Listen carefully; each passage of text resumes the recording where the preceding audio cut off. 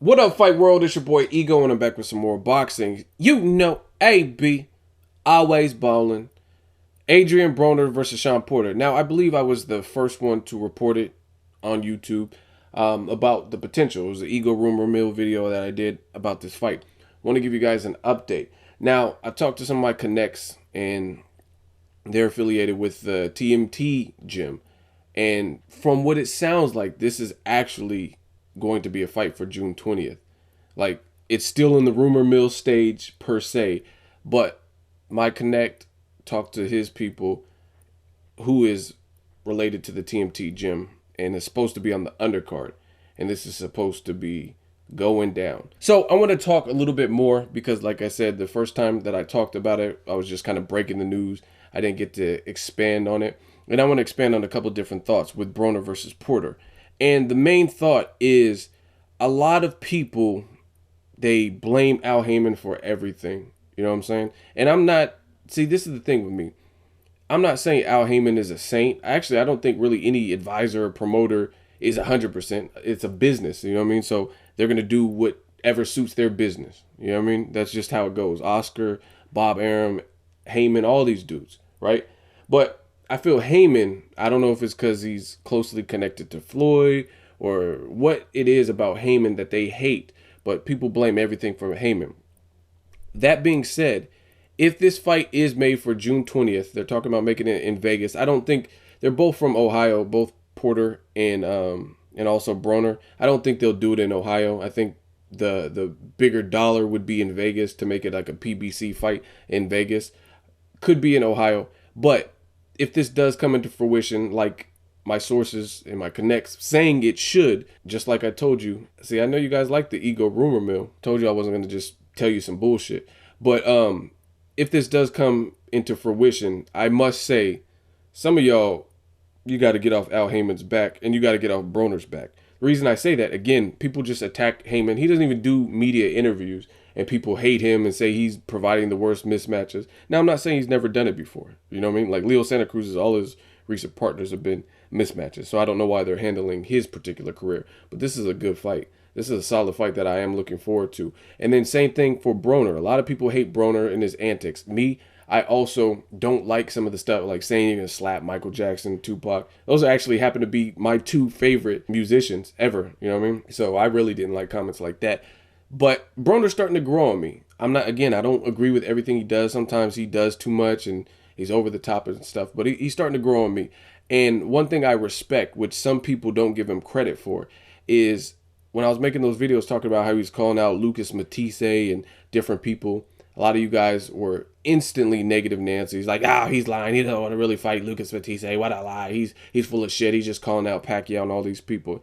If he fights Shawn Porter at 147 or very close to it, like 146, 145, then you might as well take everything you said about he don't want to fight Matisse and all these other dudes and throw it out the window. Because to me, this is a dangerous fight. That's why when I first heard about it, I'm like, this is a dangerous fight. This is a style similar to what has proven to give him problems.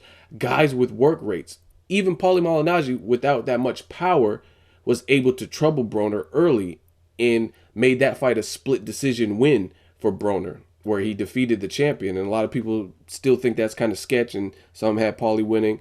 I thought Broner won that fight based on he picked it up in the middle to late rounds, but it was close. You got to admit it was close. And it was close because Paulie wasn't scared and he was letting his hands go early. I think he fatigued in the second half. So work rate bothered him. Maidana rushed him. Work rate. Maidana threw a career high amount of punches in his fights with Broner and Mayweather. You know what I mean? Probably Broner might have topped what he threw in the Mayweather fights. I don't know off the top of my head. I don't have the actual CompuBox. I'm not a computer.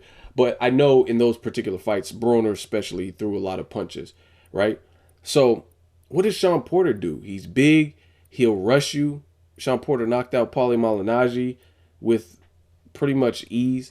So this is a dangerous, dangerous fight where Broner really has to be the matador, in my opinion. Otherwise, he's going to get steamrolled by this guy. I think Broner has to show things that he's lacked in other fights. You know what I mean? I'm talking about you're having competitive fights with guys like Emmanuel Taylor, who is semi-aggressive, this dude, Shawn Porter, is super aggressive. Now, Emmanuel Taylor might have a better just overall boxing platform, but that was at 140 going up against a guy who's really big. You know what I'm saying? A pretty big, full-fledged welterweight. So again, to me, you guys got to get off people like Broner's back, because there's other people like Miguel Cotto who has a deep resume, and he's choosing to fight Daniel Gill at a catchweight.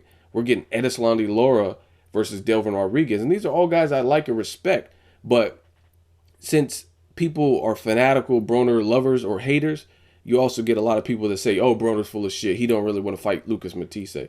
If he's not scared to fight Shawn Porter at welterweight, then I think it's safe to say then probably his call-outs when he said he's going to fight Guerrero, he's willing to fight Guerrero, Matisse, and Pacquiao, I really don't doubt him, because, again, Porter is a very dangerous fight, in my opinion, for Broner. Stylistically, it's not a good fight at all, because, again, you look at the people he struggled with, they provide pretty much what Shawn Porter does. Strong, awkward. I mean, I seen how Kell Brook's a big welterweight with a great jab, and he even got cut dealing with the kind of the roughhouse tactics versus Shawn Porter. And he had a bit of a adjustment that he had to make in order to control the distance and like create a little bit of distance between him and Shawn Porter, who was just like super, super aggressive.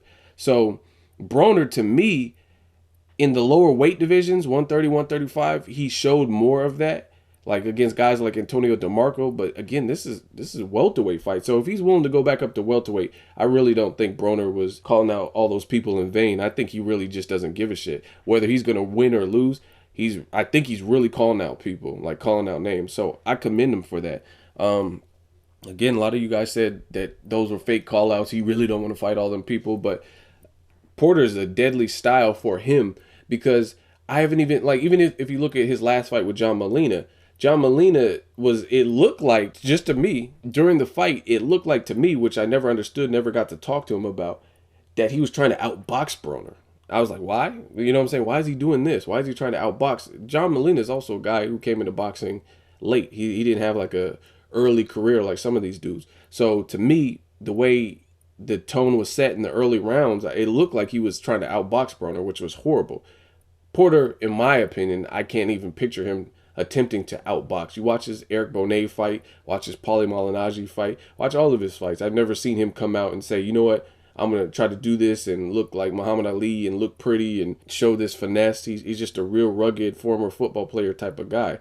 So a guy who's going to stay at his chest and smother him and try to mug him and walk through him, that seems like it suits Shawn Porter more than it suits Broner. So if Broner accepts this fight, y'all got to get off Broner's back and Al Heyman, because I salute both of them, because this is not an easy fight.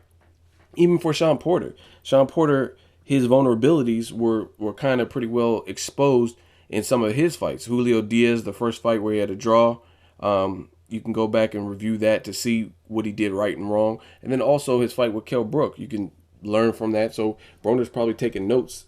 He's probably the lighter of the two, even though Broner can get pretty big. I think Broner parties too much. So I don't know if he's big, like he's just healthy, naturally supposed to be that big, because his daddy's big.